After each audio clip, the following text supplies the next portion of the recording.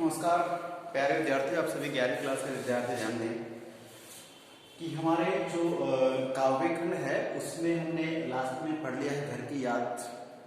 और घर की याद भवानी प्रसाद मिश्र, जो बहुत इंपॉर्टेंट कविता हमारे एग्जाम की दृष्टि से। और अब बात करते हैं हम उससे जस्ट आगे बढ़ते हैं। तो घर की याद जब आती है तो कुछ व्यक्ति तो रोने लग जाते हैं, कुछ हंसते हैं, और हंसने वाले क्या करते हैं, अपने दुख को शेर व शायरी में बदल देते हैं। जब हम किसी से जुदा हो जाते हैं, अलग हो जाते हैं, तो आप जानते हैं बहुत से व्यक्ति तो पागल बन जाते हैं, है ना, और कुछ व्यक्ति शायर बन जाते हैं, ठीक है ना। फिर प्रेम में टूटा इंसान शायर बन जाता है, ऐसे सुना है। लेकिन यहाँ पर जैसे आपको घर की याद वाला लेसन आपने पढ़ा, घर की याद है, अरे भाई घर तो घर होता है, हाई विस्तार से क्या कम होता है। तो ऐसे में शायर बन जाते हैं हम लोग। और शायर ही, शायरों की बात करेंगे तो शायर शेर व शायरी जो है ये कई प्रकार की होती है। आप और हम सीधे साधे शायर बोल लेते हैं, शेर बोल लेते हैं, तो अलग चीज है। उर्दू एक भाषा है, उस उर्दू भाषा में जैसे कबीरदास दोहे लिखते हैं, तुलसीदास से पद लिखते हैं, मेरा के पद है, तो इनके जो पद दोहे होते हैं इसी अंदाज में अगर उर्दू कोई लेखक है तो वो क्या करते हैं, अपनी भाषा को जब लिखते हैं तो उसी को गजल कहा जाता है। इसको बोलने का तरीका है गजल, जहर में क्या ये थोड़ी सी लरज आती है, गजल, ठीक है।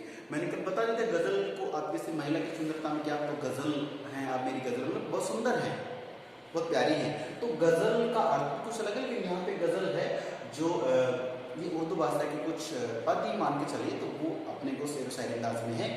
अच्छा, इसमें कुछ चीज समझने वाली है, मैं आपको बता दूं क्या समझनी है कि देखिए ये गजल लिख तो दिया, तो गजल तो किसी भी व्यक्ति से भी आप जानते होंगे, राहत इंदौरी साहब अभी जिनका देहांत हो गए हैं, इंडिया के लिए बहुत बड़े एक शायर जाने गए हैं, और उनकी शेर व शायरी हिंदी भाषा की भी है, गजल भी कहते थे, इतने शानदार कहते थे, बहुत शानदार। तो कभी सुनना राहत इंदौरी जी को। तो बात करें गजल तो कोई भी कह सकता है, फिर पाठ का नाम गजल गजल गजल 4-5 हो सकते नहीं, ये आप इसको साये में धूप कह सकते हो। साये में धूप जो है दुष्यंत कुमार जी के बहुत शानदार काव्य संग्रह है, उसका कुछ शेष भाग जो हम पढ़ने जा रहे हो क्या गजल है, तो पाठ का नाम साये में धूप भी हो सकता है। ध्यान रखना, जो अपने एनसीईआरटी बुक्स है उनमें तो साये में धूप ही चलता है पाठ, पहली बुक्स में। अब 11वीं क्लास में नया सिलेबस लगा तो गजल कह दिया, पाठ का नाम गजल नाम पे साये में धूप मान के चलो, ठीक है। और साये में धूप एक काव्य संग्रह बड़ा है, उसी कुछ बातों में आप पढ़ने जा रहे हैं। एक बात जो गजल के लिए जरूरी है वो क्या है, वो ये है कि देखिए एक शब्द आएगा लाक्षणिकता, लाक्षणिक,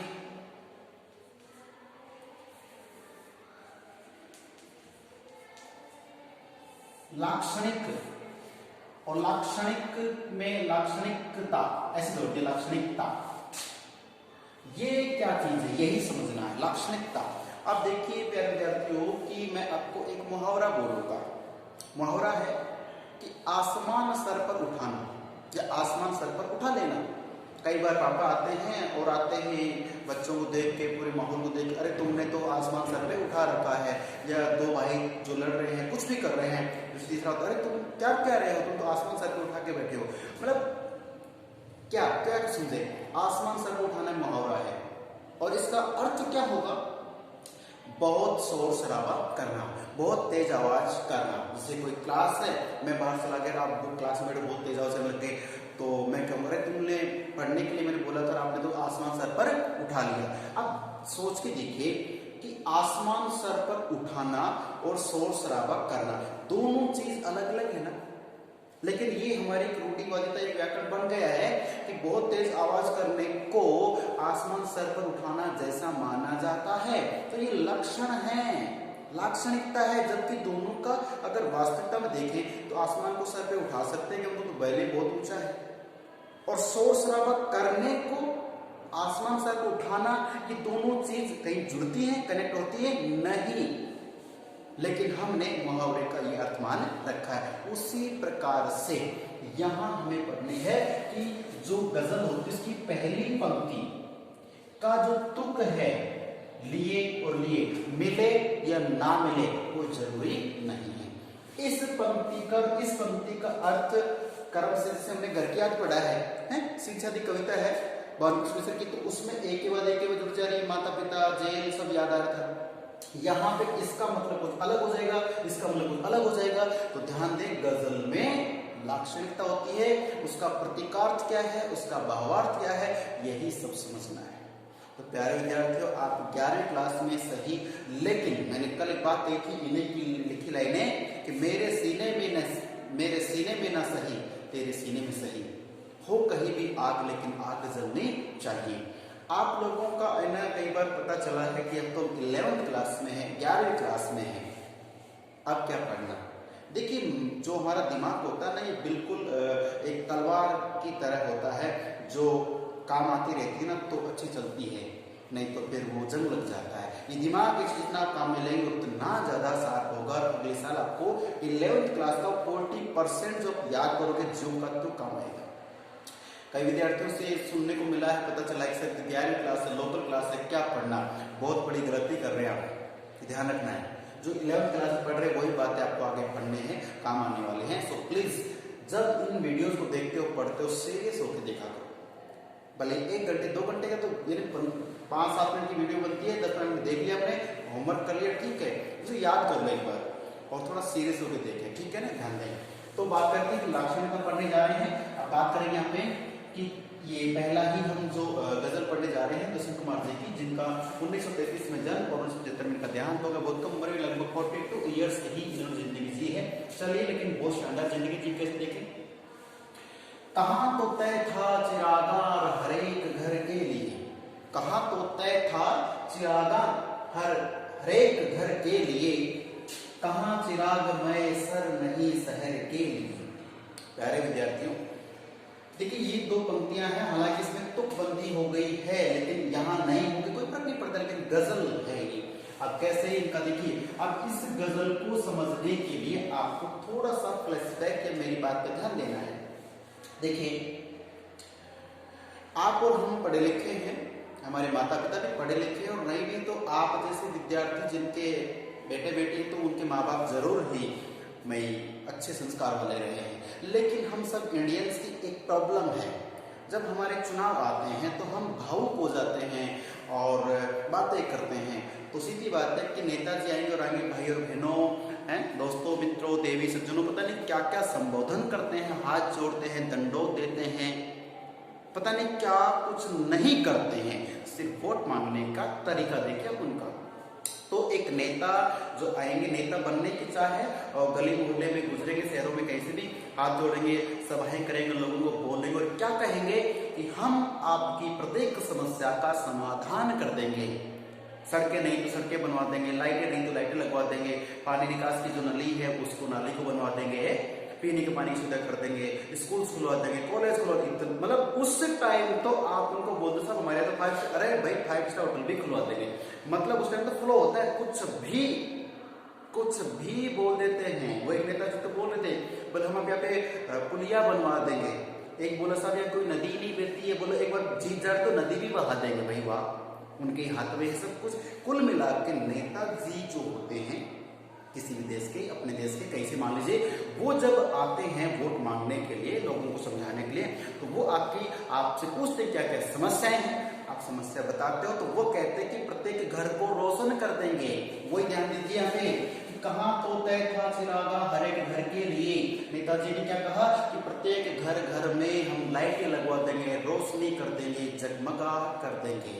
तो ये तय था, कहाँ तो तय था, अर्थात नेताओं ने, सरकार ने क्या कहा था कि हम आपके घरों में चिरागा यानी कि बहुत से दीपक, हर एक घर में दीपक से रोशनी कर देंगे।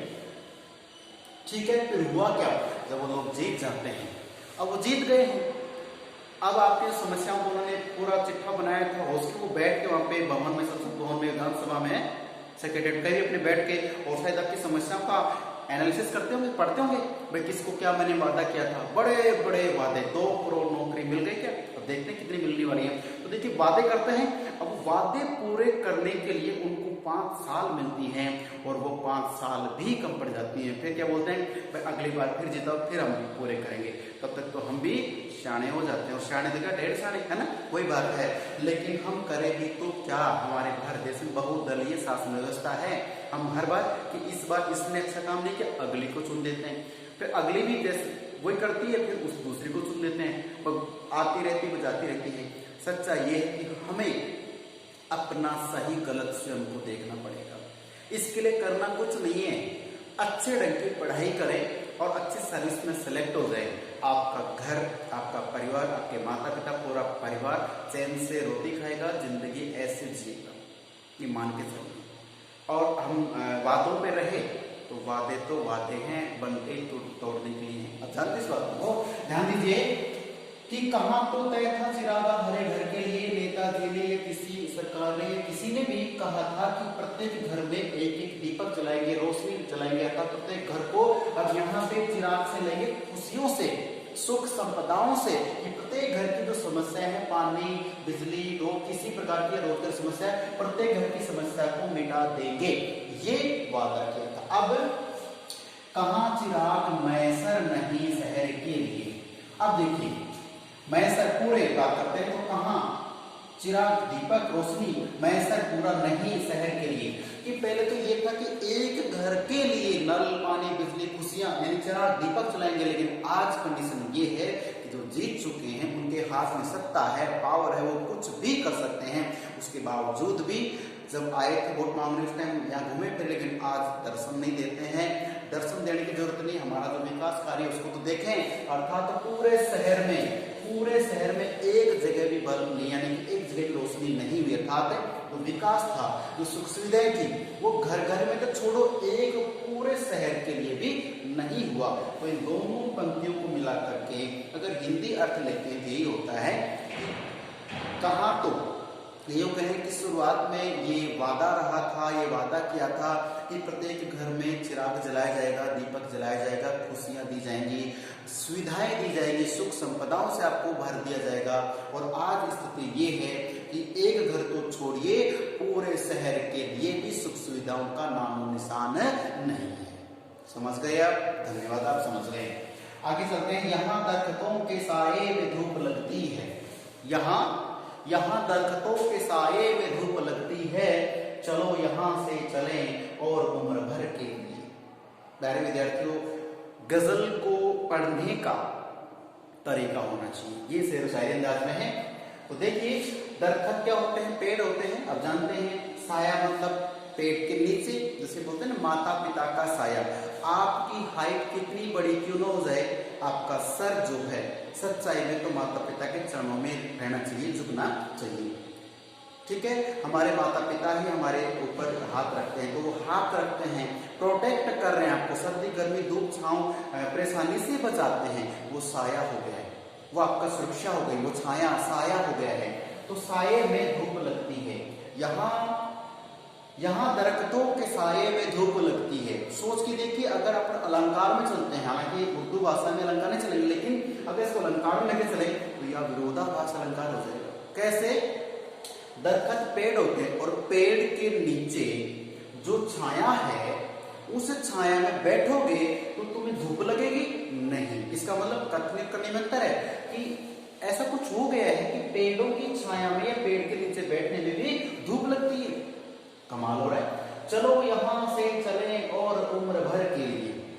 तो ये दूसरी पंक्ति ये क्या कहती है कि जिन दरख्तों के नीचे, जिन पेड़ों के नीचे बैठने से हमें धूप लगती है, समस्या आती है, परेशानी आती है, उन पेड़ों की साये में, उनके छाया में, उनके इर्द गिर्द हमें अब रहना ही नहीं चाहिए, चलो यहाँ से दूर चलते हैं। अर्थात इसका मतलब ये रह सकती है हिंदी भाषा के आधार पे कि जिन व्यक्तियों से, या ऊपर से बात सरकार की बात कर रहे थे या किसी और, तो जैसे कोई संस्था है, कार्यालय है, व्यक्ति विशेष है, कोई भी है, उस व्यक्ति विशेष से या कोई कार्य विशेष से आपके जीवन को ठेस पहुंचती है, नुकसान पहुंचता है, तो आप उस व्यक्ति विशेष, उस वस्तु से दूर हो जाएं, अलग हो जाएं। समझ रहे हैं? बात वही है।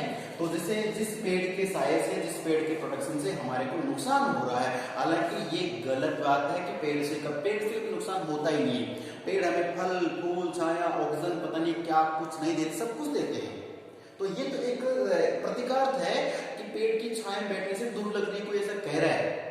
कई बार होता है ना, जिन जानबूझ के ना समझाने आंगन टेढ़ा वाली बात करते हैं। किसी घर के बहुत शानदार ढंग के सोफा थे, सोफा बैठने के बाद भी वो स्प्रिंग वाले सोफा थे ना, अच्छी क्वालिटी के, महंगे, उसके बाद भी आपको यार चुभ रहा है, कुछ लग रहा है, गड़ रहा है, तो आप वहां भी देखो, कमी निकालने वाले कहीं भी निकाल देते हैं, तो फिर हमें अलग ही रहना चाहिए। अर्थात जब पेड़ की साया में भी आपको धूप लगती है तो आपको फिर वहां से हमेशा के लिए दूर चले जाना चाहिए। अर्थात जिस व्यक्ति विशेष से, जिस वस्तु विशेष से, जिस स्थान विशेष से आपको समस्या है, उस स्थान व्यक्ति वस्तु से हमें दूर हो जाना चाहिए। तो सीधा सीधा बता दिया है, इनकी पंक्ति का बता दिया है। अब मैं चाहता हूं कि इसी ऊर्जा के साथ जिस अंदाज से आप वीडियो देख रहे हैं, इनको समझ रहे हैं, नोट करें और याद करें। हम मिलते हैं इनकी और गजलों के साथ में, तब तक के लिए नमस्कार, धन्यवाद।